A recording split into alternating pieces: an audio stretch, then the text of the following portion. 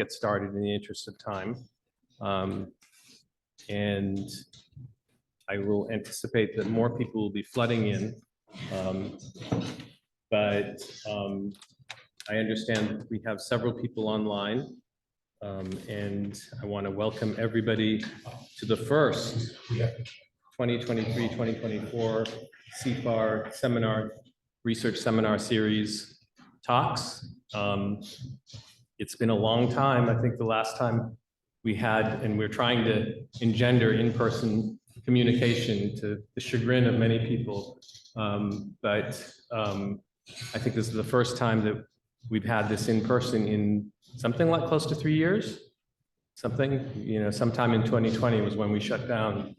And so I want to welcome all the people who are here, and for those who are just online. There's food here, and there's cheer, and there's smiles, coffee. So all sorts of things that you might not have at home or in your office is here for the next time you come by. So today our main presentation is going to be by Cindy Derdeyn, who's at the UW, but I'll introduce her before her talk. But first, we are presenting a panel presentation that we've entitled Kickstart Your Research. And the goal of this presentation is actually to have this panel present, to highlight a number of local data and sample repositories that have invaluable resources that are available to the research community. And we wanted to highlight the details about these resources so that people in there, as they initiate or try to expand their research portfolio, that they know what there is available to access and how to access it. So in our first half an hour before Cindy's introduction, we're going to talk, and then the panel consists of 5 individuals, including myself, which include Dr. Nina Kim, who will be representing the CFAR repositories, Dr. Jim Kublin, representing the HVTN repository, Dr. Paul Drain, representing the SEATRAC repository, myself for the UW International Clinical Research Repository, and Dr. Florian Hladik will describe a number of other repositories that that the research community here has access to. So without further ado, I think as each one of the presenters finishes, if they can take a seat in the panel, then at the end of it, we'll go ahead and have questions and answers from the questions from the audience for answers from the panel. It'll be about 4 minutes of the presentation for each of the panel members. And let's start with Nina. Nina, do you want to come up? I think your slides are all queued up. Hello, everybody. My name is Nina Kim. I'm a professor in the Department of Medicine in the Division of Allergy and Infectious Diseases, and I am one of the clinician educators at the Harborview Madison Clinic. There's Harborview, which is where the CFAR Translational Research Subcore is located. So our subcore, our main services are really to connect investigators to patients, participants, their specimens in various ways. And I'm going to talk about I'm going to take the liberty of talking about our repositories, but also to tell you about our prospective specimen collection service. So that, I'm having trouble advancing. Okay, there we go. Yeah, so our HIV specimen repository, so this is actually, we're going into our 13th or 14th year of this. So we are probably the oldest among the repositories. I may venture to say I might be proven wrong. Our repository contains frozen plasma and peripheral blood mononuclear cells. And all specimens, this is really kind of the power of our repository, are linked to extensive clinical data from records. So the patients who have contributed to this repository are really those who are in routine clinical care at Madison Clinic, which is our largest Ryan White-funded HIV clinic in the Pacific Northwest. We're housed at Harborview. And so they have contributed anywhere from 1 to 3 samples over the course of per year, over the course of being years in care at the Madison Clinic. So at the moment, there have been over 1,800 participants who have contributed, over 10,000 blood draws, and over 2/3 have had at least 3 sampling times. And you could see the number of PBMC aliquots and plasma we have. Oops, it's like the timer.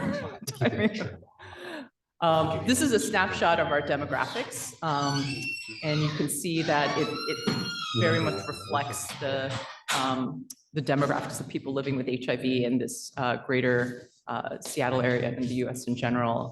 We have risk factor data. Sorry about that. Yeah, I think it's auto advancing. I'll try to work on that. So yes, that includes, if I can move this, I'm going to move this over so it's not covering the data.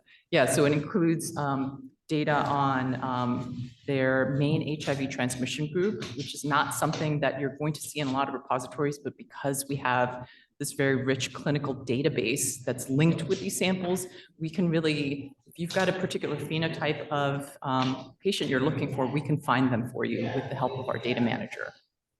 The other thing I wanted to highlight was our prospective specimen collection service. And these are the following clinical specimens that we have an existing IRB approval to get for you. Yeah.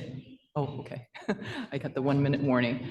So yes, if there's a particular patient that you're looking for, we don't actually have the type of sample, we can actually get it for you.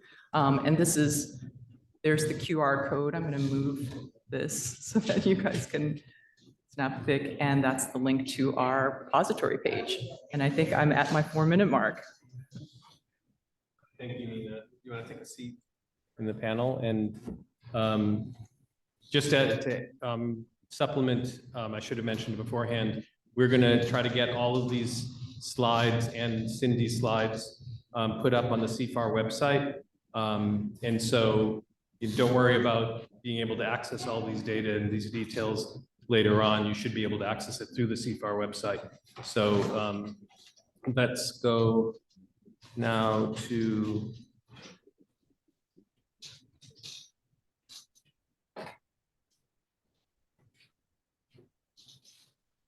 Dr. Jim Kublin. Jim. And you're all set up. Great, thanks, Jay. Move this out of the way. Yeah.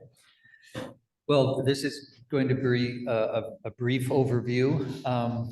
I don't want to usurp Nina as being the oldest repository, but we might be.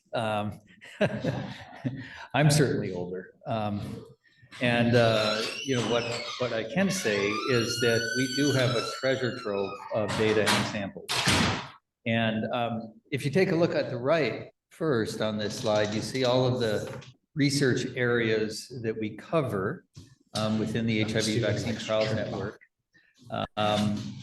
Broadly neutralizing antibodies, B-cell, T-cell, host genetics, innate immunology, a lot of different types of samples, and a lot of social behavioral data.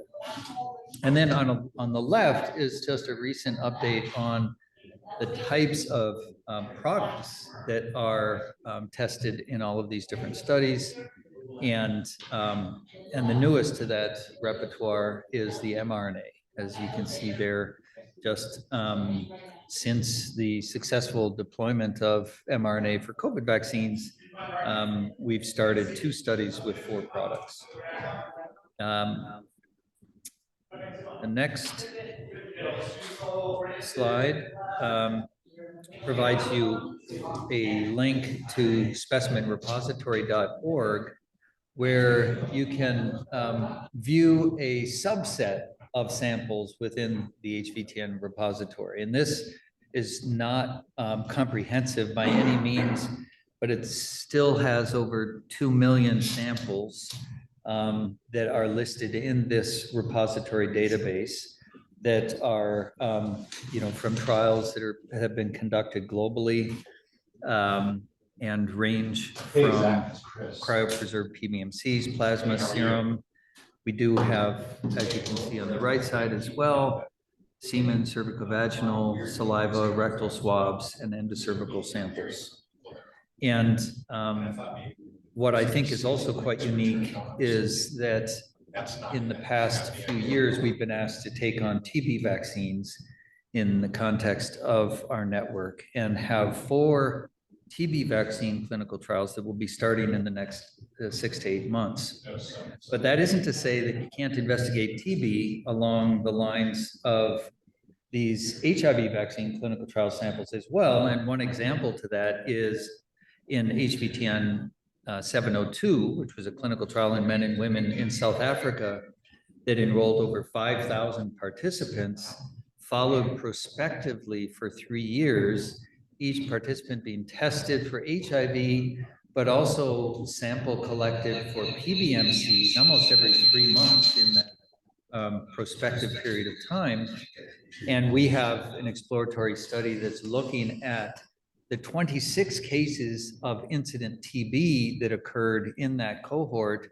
And obviously both, serology samples and cell samples with all of the PBMCs that we have collected prospectively is a real treasure trove to have those samples at baseline prior to incident TB, during incident TB, and then following their TB disease. So how to access the data and samples, you can go to repository, the website that I showed there, but it really is best to just contact us directly at vtn.research@hvtn.org.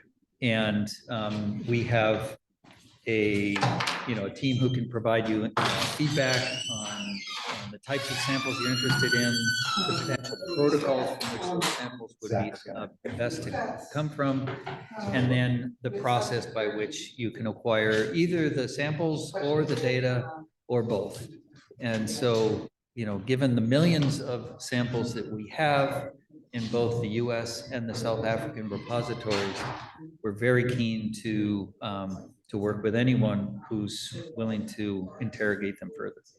So with that, thank you.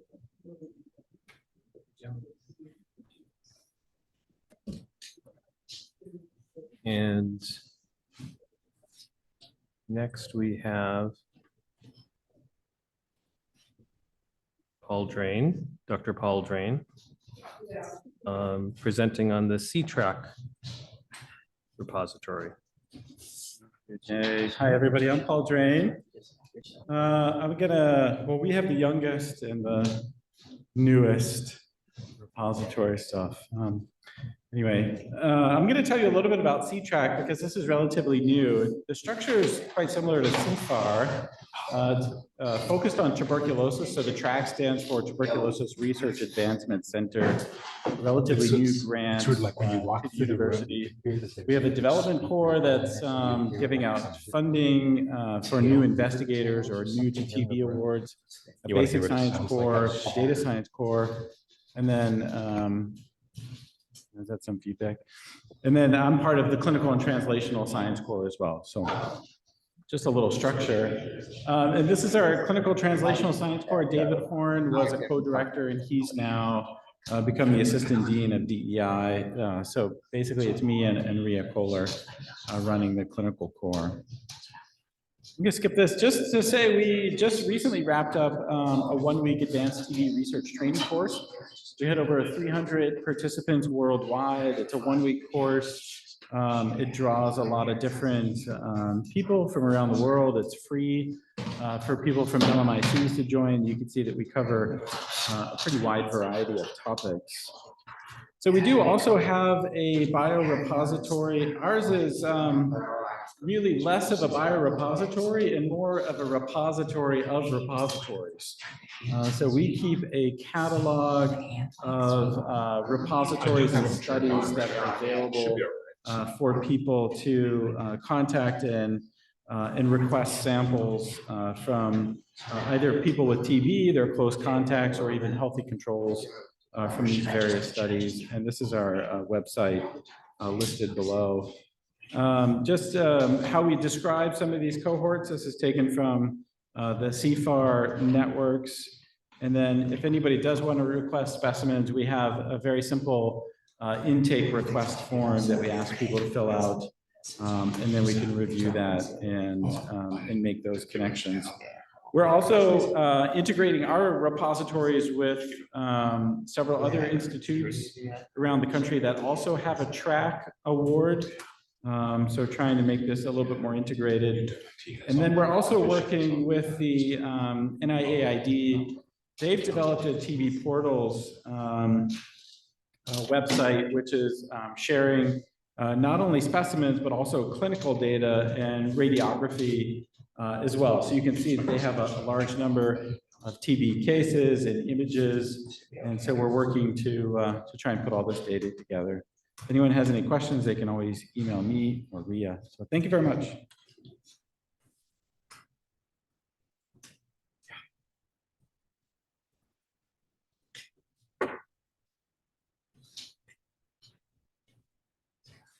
I think that brings me up. And I will objectively time myself. I'm going to tell you a little bit about the International Clinical Research Center Specimen Data Repository. We're actually located across the street from Nina in the 9th and Jefferson building. And our repository has samples from 2 HIV prevention clinical trials and an observational study all connected in Africa. We total about 2 million aliquots housed in Seattle. So it's relatively quick access to these samples. Samples were collected from communities in Eastern Southern Africa. And one of the uniquenesses of our cohorts are that they all involve HIV-1 serous different heterosexual couples. That is, with each couple having one partner HIV, living with HIV, and the other partner testing negative for HIV at the outset of the enrollment for the clinical trial.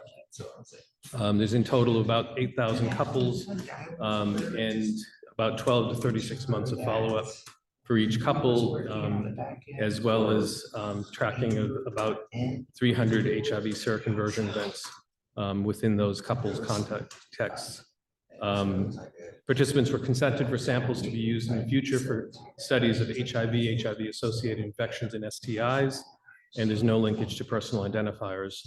The specimen types include serum, plasma, whole blood, blood spots, dried blood spots, cryopreserved PBMCs, genital swabs and secretions, and other body fluids.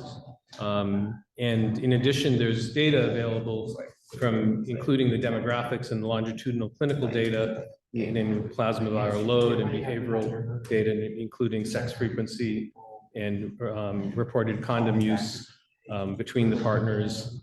And all these data were collected in the context of these clinical trials. So there's high attention towards data quality and replication over follow-up. And there's also laboratory data that's been accumulated since that time using samples from each of the participants for various sub-studies.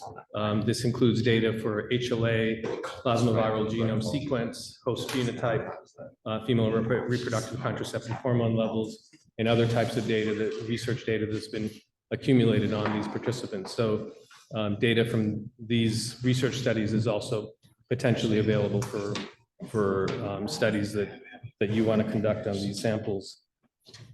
And we seek to, if an individual who's requesting samples has grant funding available, we seek to try to assess fees for specimen accession as well as data management. But if there are no grant funds available, we'll also consider waiving charges so that people can get preliminary data for applying for grants and so forth. And I put down on this at the bottom of the slide for more information. Just email icrclabs@uw.edu with the subject heading of repository request, and we'll be able to address all of your questions. So I think that's my slide. And I think the last presentation of our quintet is Florian Hladik, Dr. Florian Hladik. I think that's you. Thanks. So I'll also make it in 4 minutes. Just want to briefly introduce 4 cohorts that have samples available. The first one is the pediatric primary infection cohort that started in 1992. So maybe that one is the oldest. I'm not sure. It was started by Larry Corey and Janine Menza and Julie McElrath, and then continued by Jim Mullins. And recently that repository, 95% of that repository moved to the Fred Hutch, and it is now with Lillian Cohn and Julie McElrath. And so I'm going to show one slide where you can see the type of data and specimens that are available from the CPIP cohort. Lots of longitudinal BBMC and plasma samples, sometimes biopsies even, there's viral clones available, and lots of clinical information around that. Then for ACTG and impact, kind of the same thing applies that Jim was talking about the HVTN. Overall, there are 5 million specimens available from about 50,000 participants. And I think Jim mentioned before that it's not necessarily comprehensive what you find on the website. This is the same website that Jim mentioned. They give a link to submit a concept proposal online if you want to have samples from them. And they also, or actually Jim already showed a snapshot of that screenshot. And then MTN, the Microbicide Trials Network, I was part of that for many years. Unfortunately, that has been discontinued, which also meant that the funding for the repositories went away for the most part, and many of the samples have been discarded. So that's what happens when the network actually does not get funded anymore, unfortunately. But samples from MTN-015, that's an important follow-up cohort of CO converters. Those are available at the University of Pittsburgh through Sharon Riddler. So those are follow-up participants that were followed up after different microbicide trials. And then there's also the resource of the Washington State National Primate Research Center, the Virology and Immunology Core Repository, where you can request PBMC, serum samples, cell suspensions, different kinds of biopsies from non-human primates. And that can be requested through Sandberg Dross, who's associated with Deb Fuller.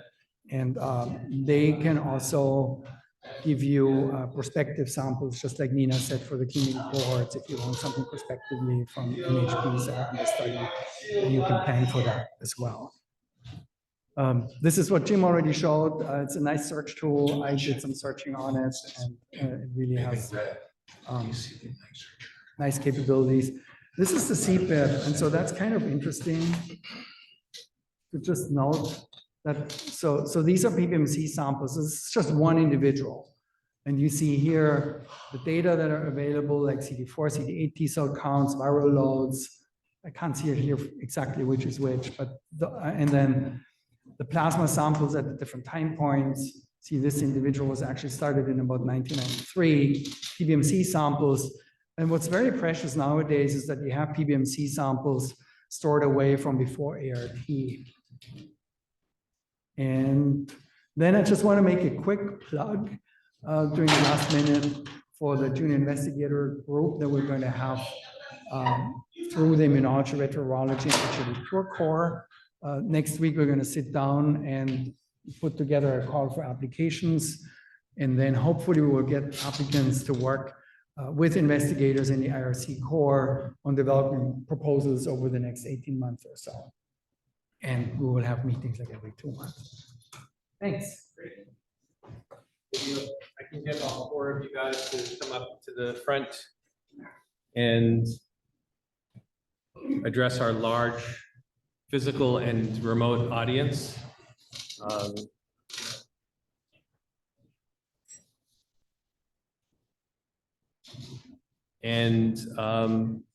Do we have any questions? Actually, first, maybe let me ask the audiences, on the remote audiences, are there any questions? Chris, how can I assess if somebody's, is there a raised hand? Ron's going to ask. Oh, great. Any questions for our audience? So far, there's nothing in the chat. Okay. If there are questions that come from the audience in the next few minutes, please put it in the chat. We have a question on the floor.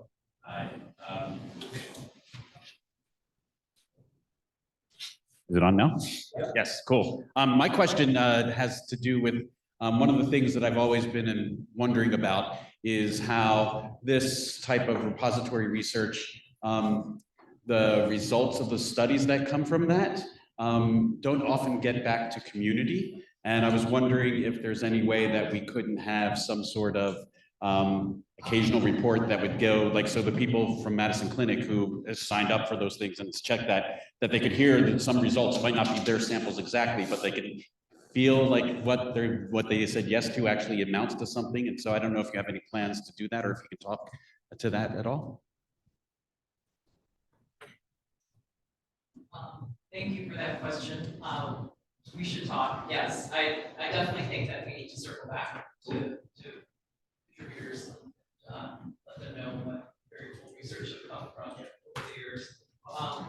The other thing I didn't get a chance to mention was that we actually have repositories in the plural. So we also see a number of individuals who do not have HIV who are receiving pre-exposure prophylaxis with us and are risk for HIV, but we also have a much smaller HIV negative specimen repository, also with plasma PBMC. So, and that is also a group that we collect prospective samples from. And it is a great question. If I could add on a little bit, within the VTN, that's a global challenge for us, and so we have a meeting in 2 weeks here in Seattle, and then at the following that, on the last day, we're meeting with all the study coordinators, because this has come up repeatedly. We don't do the best job always of getting that information back to the sites so that they can then get it back to the community and the participants in those very trials where these results originate. So we're looking forward to that engagement and trying to take it up a level, so to speak, to make sure that the results are disseminated, not just in the publication form, but in a comprehensible fashion, so that all communities can really understand the contribution they're making to the findings that we have.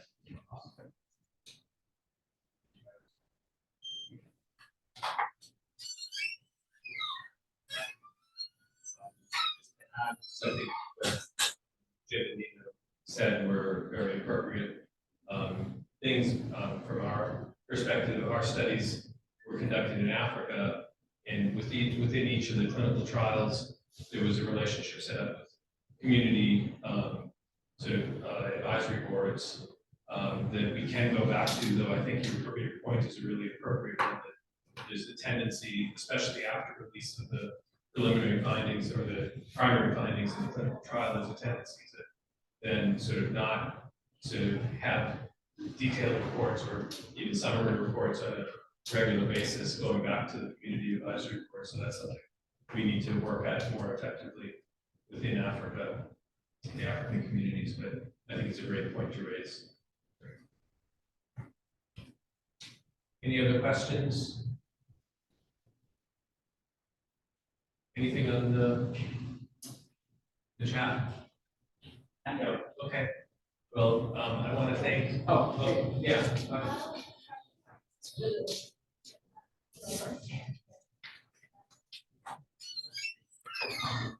It is accessible. You need to request access through.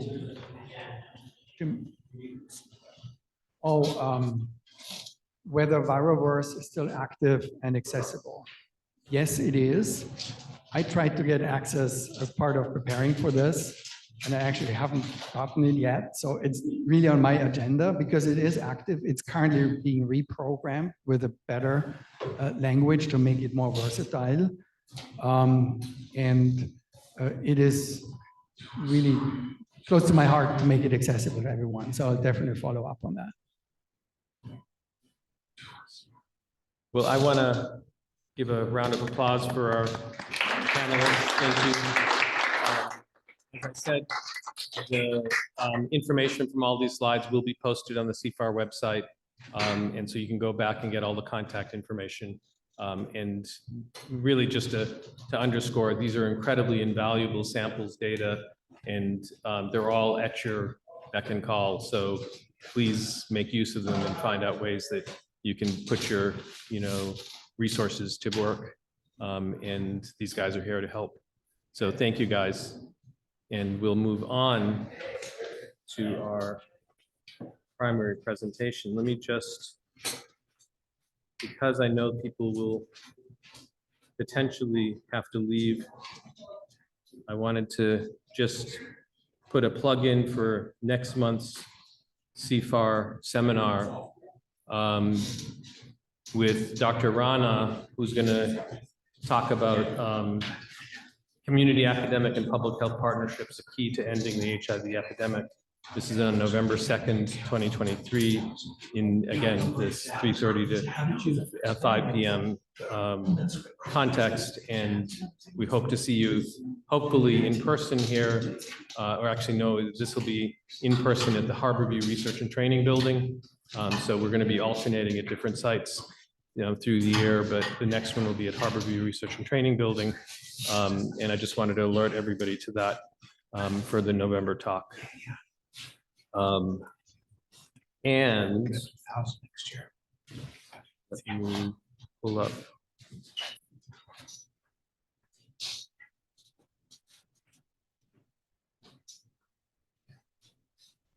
Sorry.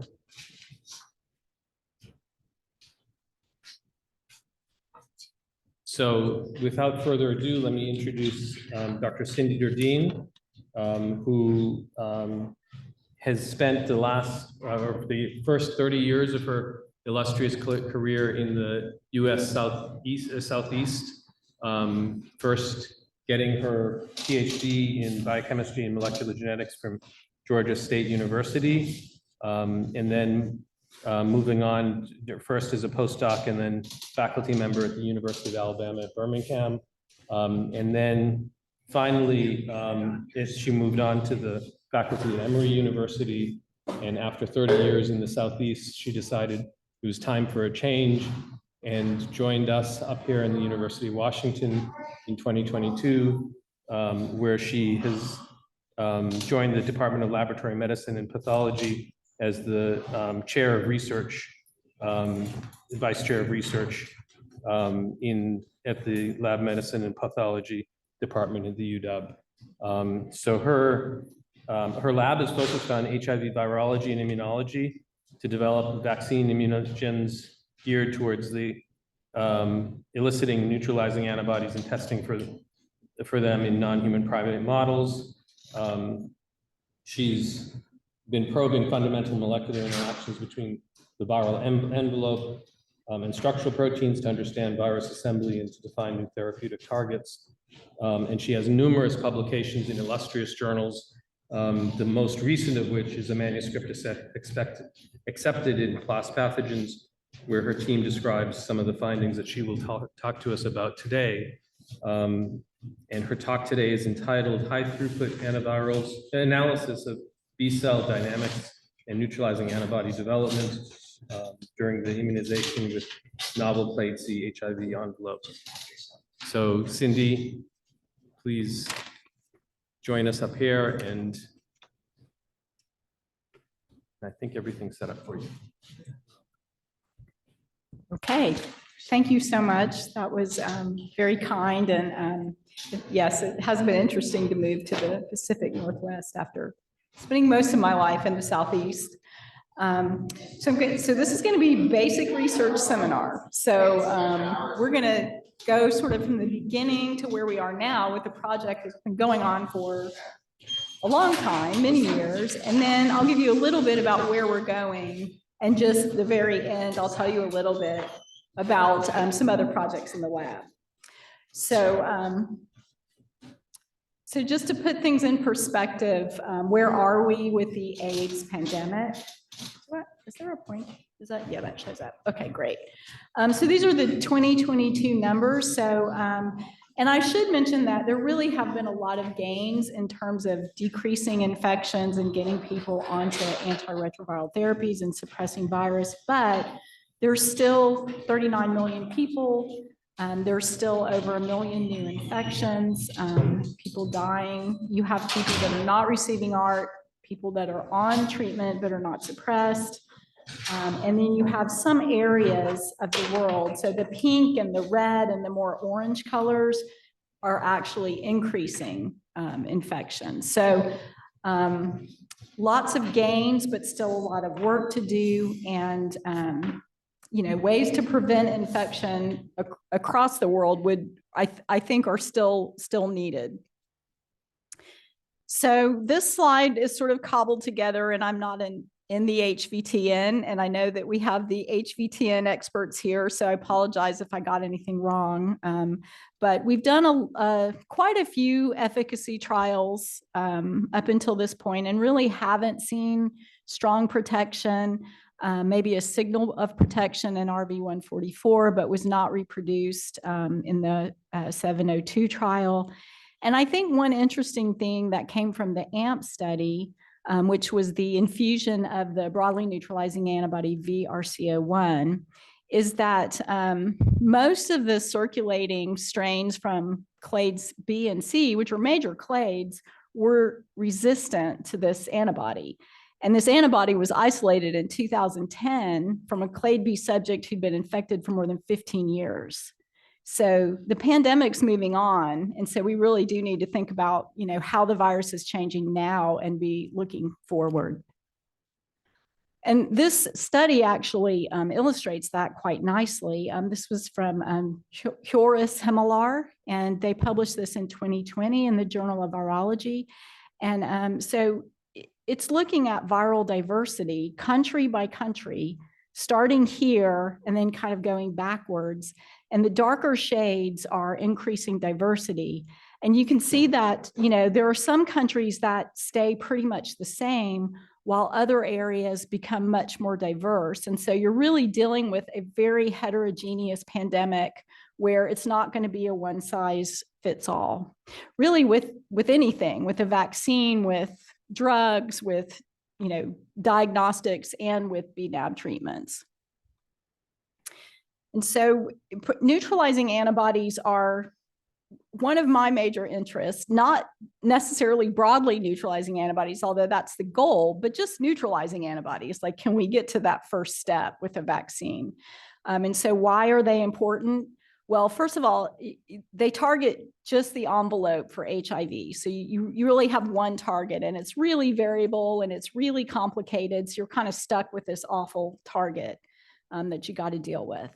We know that in non-human primates, if we give an antibody and we challenge with a susceptible virus, that you can get protection. And that usually can be predicted by how well the antibody neutralizes in vitro. In the AMP study, which was VRC01, there was better protection when the virus was sensitive.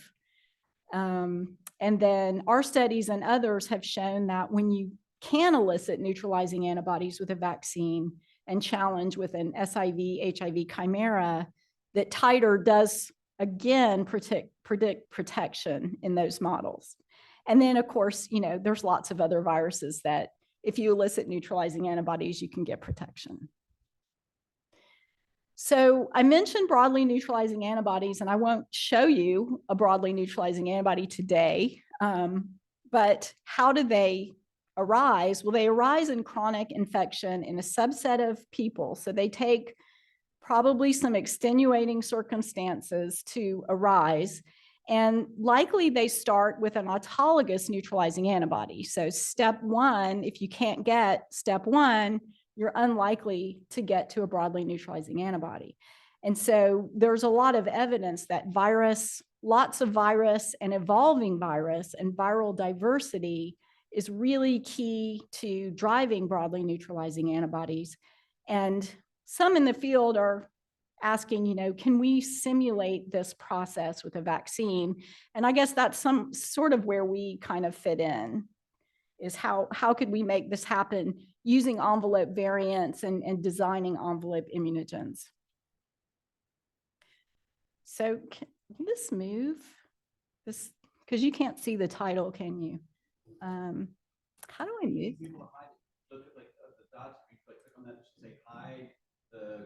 Hide video panel? Move your mouse pointer away from it for a second. Go away. Okay, is it video panel? Is that what I hide right there?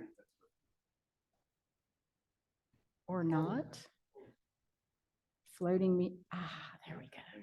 Yes, thank you. Okay, so I want to mention a popular envelope immunogen called BG505 SOSIP that a lot of people, including our lab, has worked with.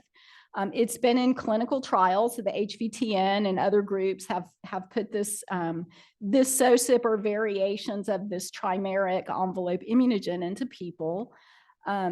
This is a compilation of 16 high-resolution crystal structures that have been done. So this is probably the best characterized HIV envelope that ever was. There's over 100 peer-reviewed articles on it. That's just the way I searched. There's probably more than that. And I think early results will say that there are going to be challenges in eliciting neutralizing antibodies with this envelope.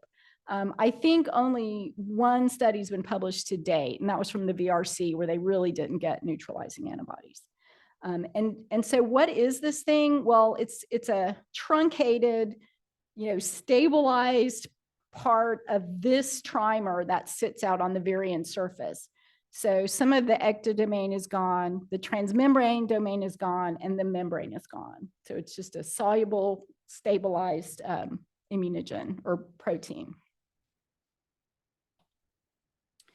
Have a little delay in the progressing of the slides.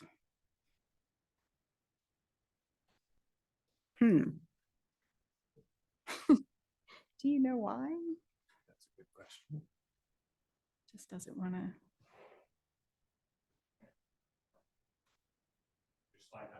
Yeah. No. Yeah, just He click on fixed it. just click on the Thanks. right or left. Okay.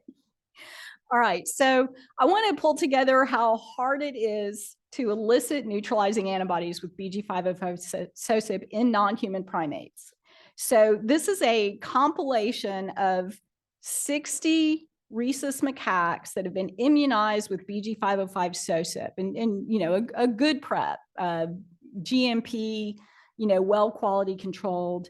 And they got 4 SOSIP immunizations. And then some of them were challenged with BG505 SHIV, some were challenged with a different virus. So what you can see when you get to the day of challenge, so we had previously determined a threshold of protection, which is about 1 in 300 in the TZMBL assay in vitro against the pseudovirus. So that's shown here. You can see that there's really not that many animals that are over that threshold. And I guess I have it down here. And there are a lot that are at the limit of detection. So they're not really making neutralizing antibodies, they're making low titers, and then you have a few superstars, and those are the ones that are protected. So why is that? They're all getting the same protein, they're at the same primate center, they're getting the same adjuvant. So one of the important questions we haven't addressed yet is this variation in responses. Another thing, pulling together data that we have gathered over the years, is that if you compare one study, which is the UM1 to the UM6, so these are neutralization titers again, against BG505 again, for whatever reason, the titers are just lower in this trial. Same antigen, same adjuvant, same primate center, different outcome. So there are still a lot of things to work out, looking at consistency and being able to elicit these antibodies consistently into high titers. So I'm really interested in this question. But the data I'm going to show you today is not BG505. It's going to be an envelope that we've sort of developed over the years that we isolated early on. And I'll tell you why we got interested and then how we've developed it all the way from cloning and characterization into a vaccine, into non-human primates, and now looking at the neutralizing antibodies that it elicited that are not broad, but they are potent autologous neutralizing antibodies. So we took a step back to the transmitted founder virus many years ago. And so this, and I think Jim Mullins gets mad when we use this term, but essentially what we're trying to say is the virus that established the infection, while there may have been other variants there, there's usually one or a subset that grow out. And so you have transmission and you generally have this very homogeneous virus in the beginning that over time becomes a quasi-species, and that correlates with immune responses putting pressure on the virus. And then we know after you've looked at that transmitted founder, we know that it essentially goes away and the envelope continues to evolve over time. This is an older paper that just shows classic escape of HIV-1. There's no neutralization at 0 months. At 2 months, you can only neutralize the zeros, not the 2 months.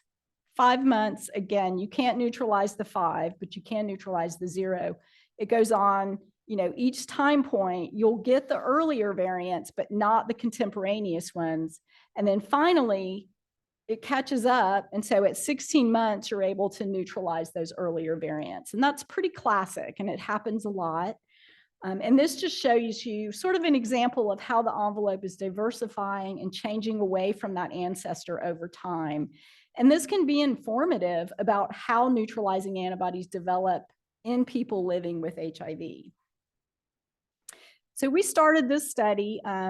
We published it in 2016, but we started before then. And so what we had done, like a lot of other people, is we put together a panel of people living with HIV.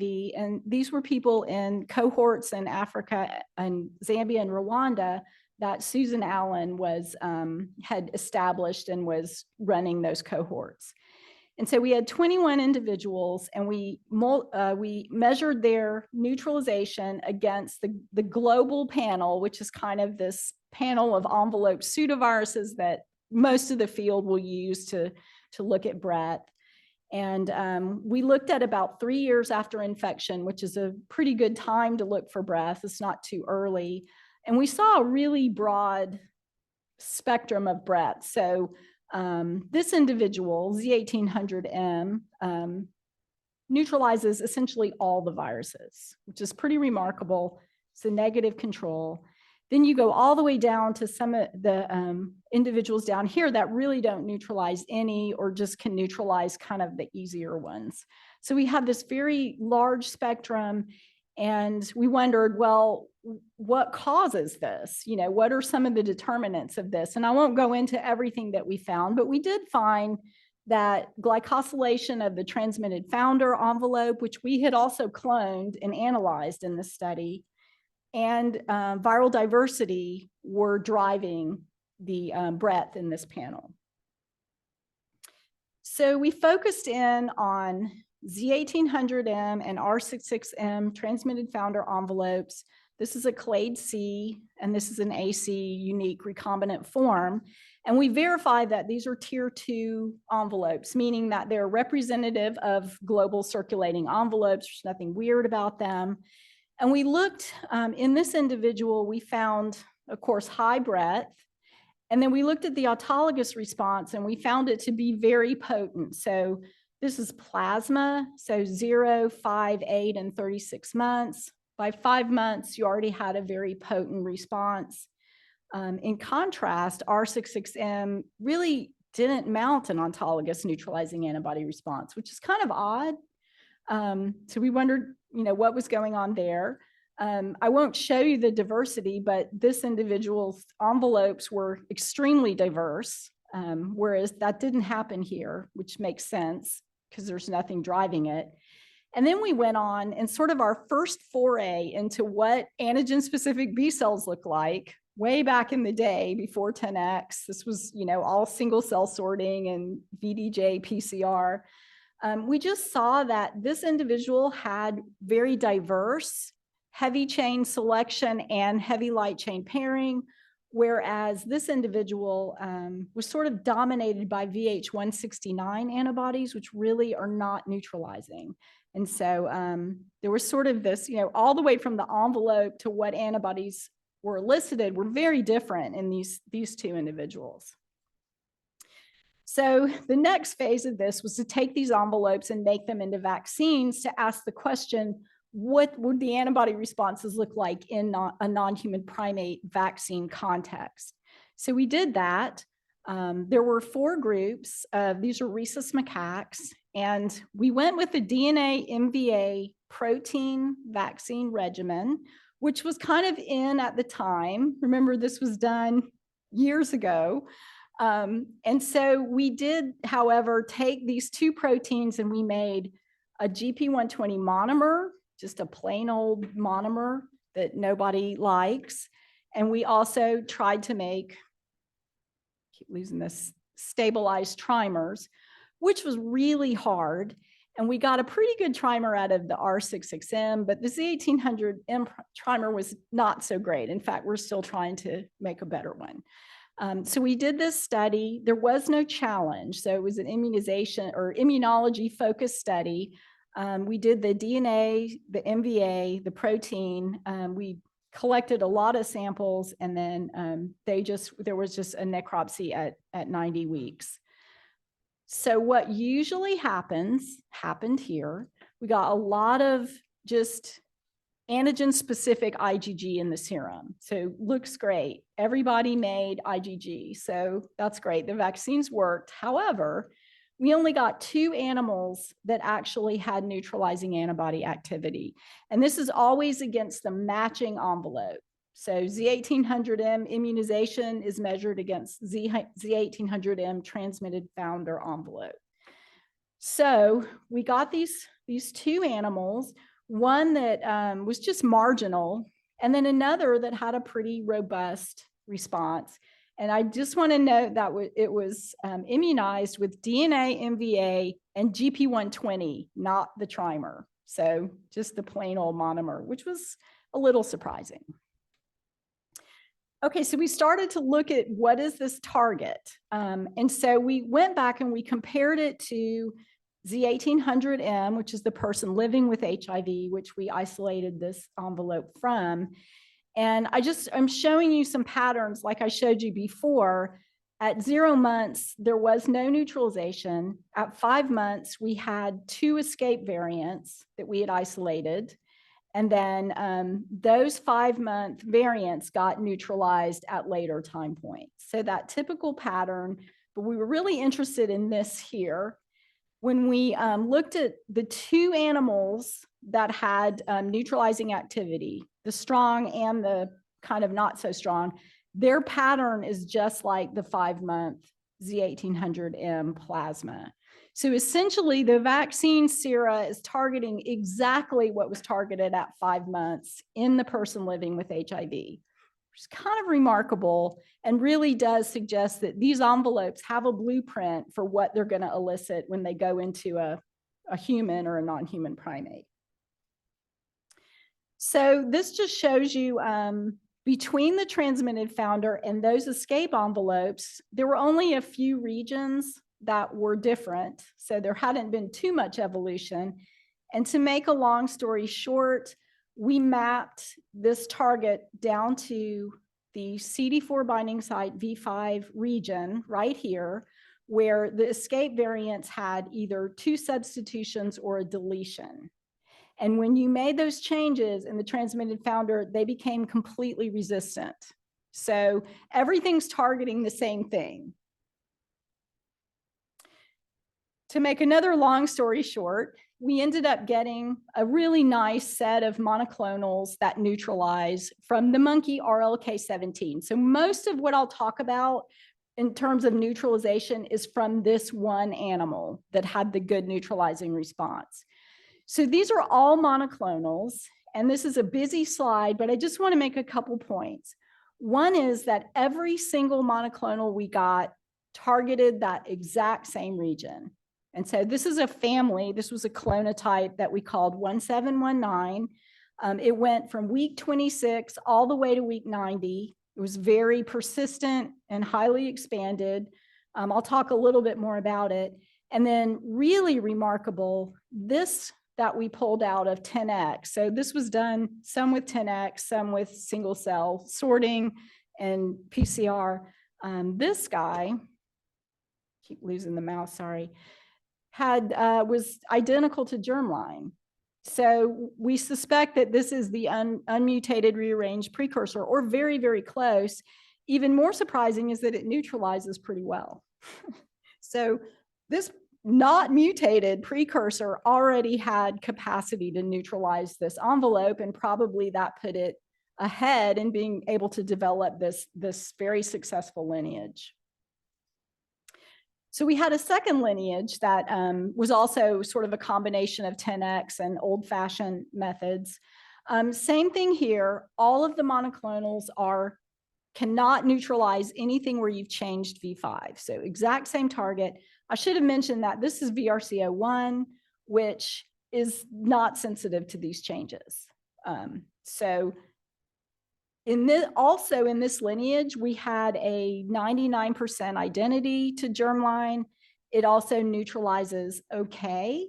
So probably these neutralizing lineages had some advantage in affinity, and that they're already neutralizing before they've even really mutated. And as they mutated, they became more potent. And so I also want to mention that I didn't mention this monoclonal before. This is from the person living with HIV. It's called 1A8.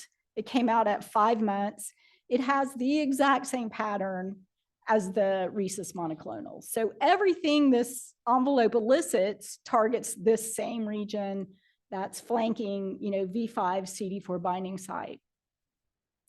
So just to summarize that part, these arose after MVA immunization. So we found these precursors at week 26, which was after the second MVA, which was surprising to us, but suggests that this vector did present a trimeric form of the envelope, either on a cell surface or on a viral particle.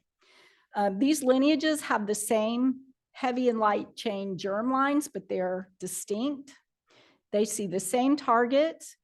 Their precursors can neutralize. As they continued to mutate, they became more potent, and that happened for an extended period of time. And they're very similar to the human monoclonal 1A8 that came out of Z1800M, similar in their germline characteristics as well as in their phenotype. So what is it? What's special about this envelope that everything just goes to the same target? We did some glycan profiling, and we did this on the monomer because we didn't have a good trimer. So we did this on the monomer, and this was done by Nana Karen at Los Alamos, who's my good friend and longtime colleague.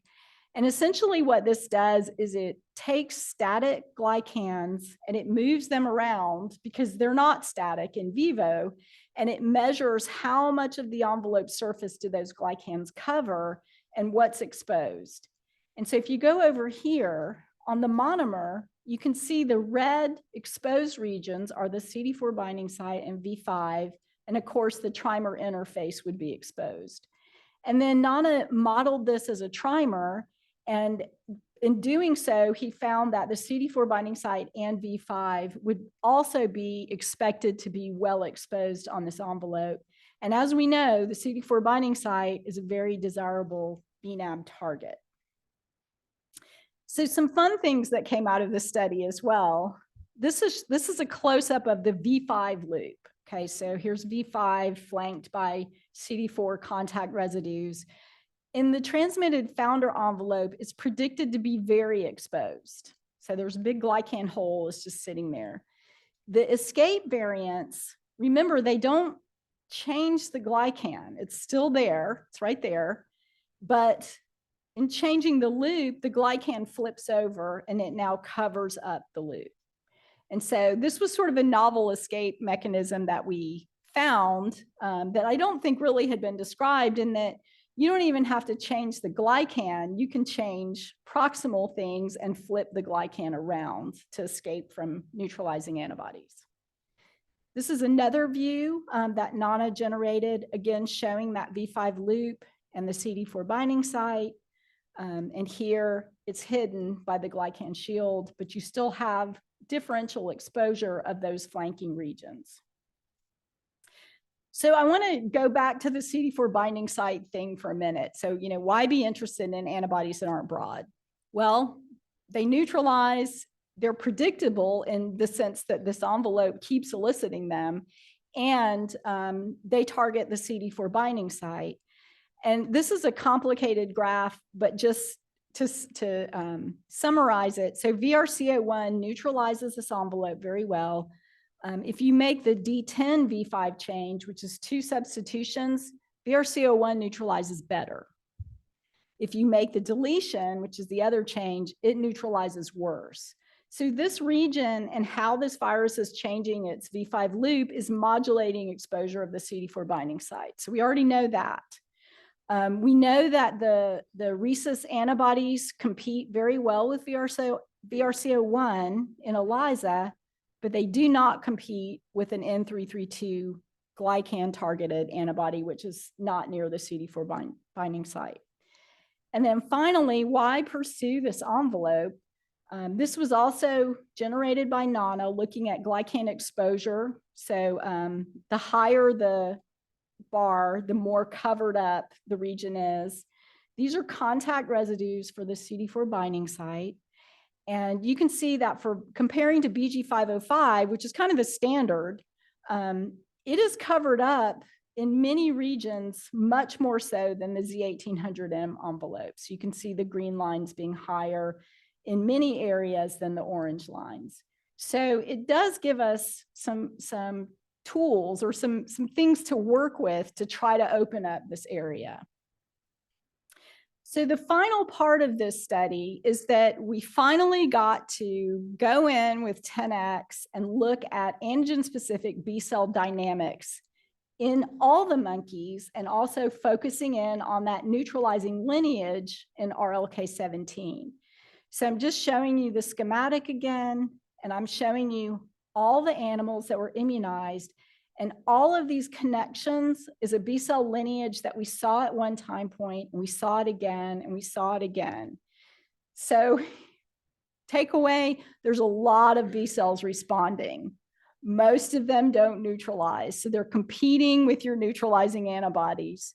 We did see a notable disconnect in that a lot of the DNA prime B-cells did not make it to later time points. So not sure why. Of course, there's fewer after DNA, but really seems like there's not a good priming with the DNA leading into, pushing these lineages to keep hypermutating and maturing.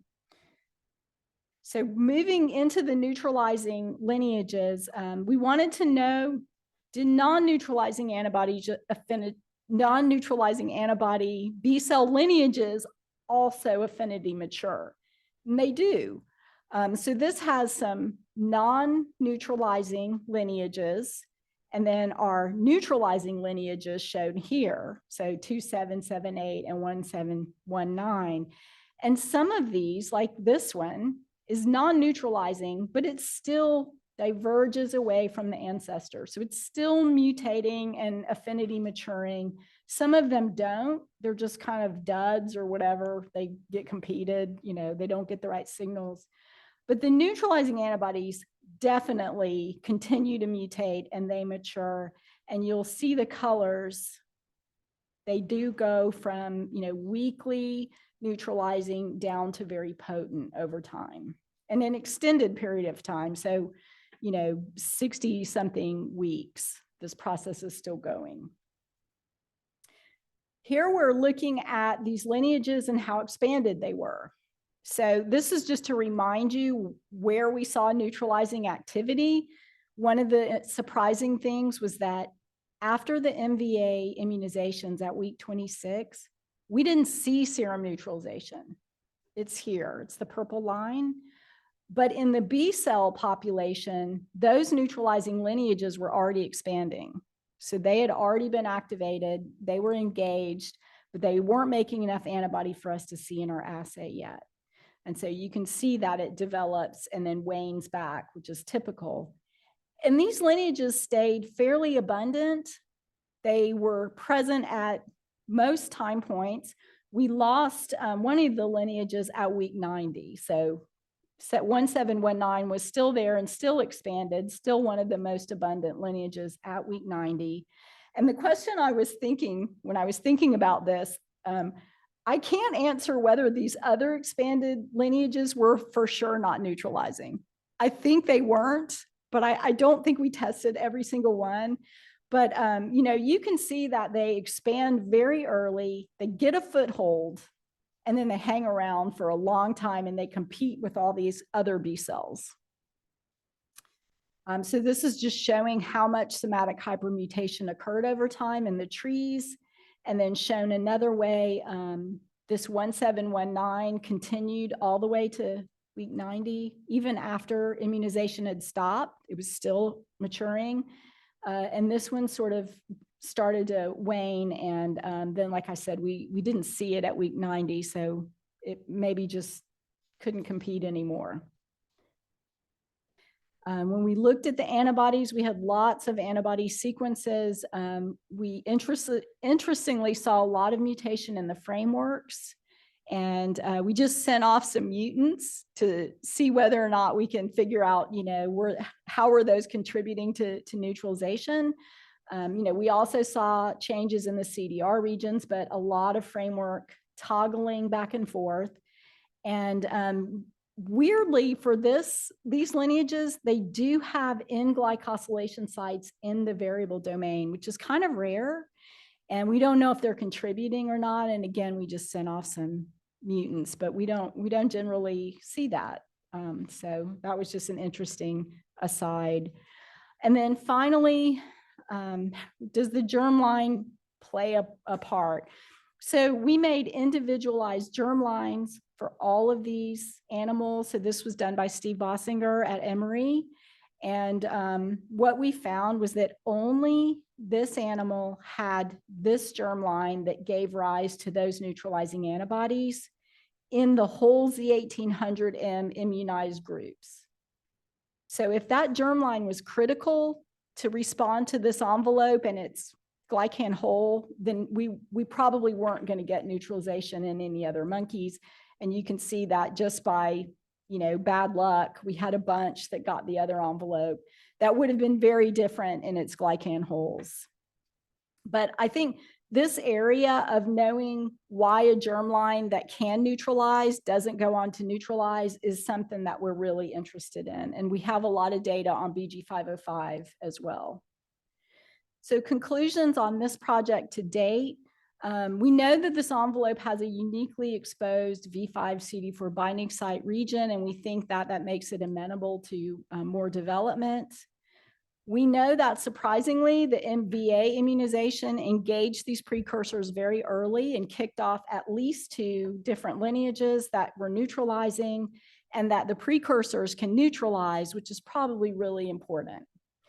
We think that some germlines are more important than are better for eliciting neutralizing antibodies than others, but that probably depends on the envelope and what kind of glycan hole you're showing them. We know that framework region, well, we don't know yet, but we think the framework regions are probably important for gaining potency. And then finally, this is more evidence that these envelopes, these early envelopes, have a blueprint for what's going to happen with neutralizing antibody responses.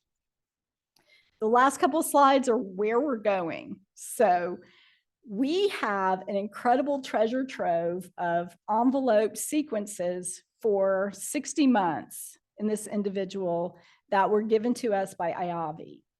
And I recently was very fortunate to have Elena Georgi look at these and do some analysis. And so this is just showing that We know that the glycan hole changed over time. So this is the transmitted founder going out to visit 42, which was kind of a little bit after the breadth showed up in plasma.